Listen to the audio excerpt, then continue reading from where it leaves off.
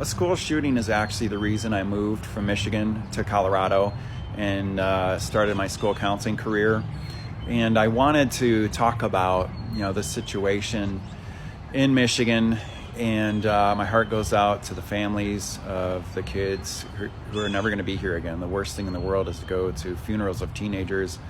Unfortunately, that's double figures in my career and in my lifetime, over the 20-year career that I've had.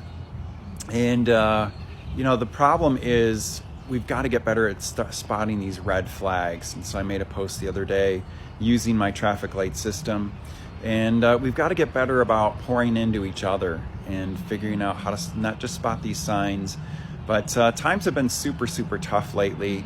And, we've got to really be able to spot the warning signs and do something, obviously, about access to guns and access to weapons, especially if somebody's not feeling in their right mind. They've got to get the mental health support. When we're in emergency with our mental health, it's no different than physical stuff.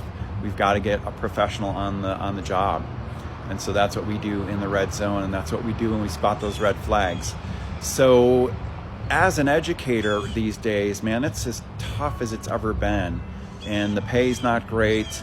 And, I've heard of superintendents getting threatened in these times, and that's just super unfortunate because it's not the easiest gig in the world. It's one of the tougher things in the world to do is to be in education. And on the front lines, clearly in Michigan, that's the front lines. A school is the front lines these days. So we've got to, I guess, all look in the mirror.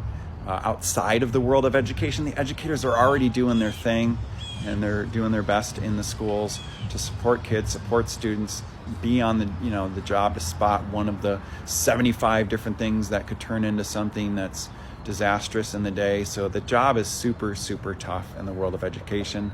I know from experience.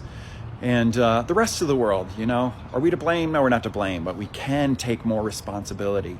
And that's what needs to be done. Pour into your own kids, pour into kids in any way, shape, or form that you can. Say yes to adding more money to the raising of kids, the educating of kids. If we're fighting against that, it's just making a tough job super tough. So again, my heart goes out to the families. My heart goes out to everyone really that's now feeling a little bit more afraid. And I wish that fear meter would go down, but we all are in it together to make this better. So this is Donovan. Take care.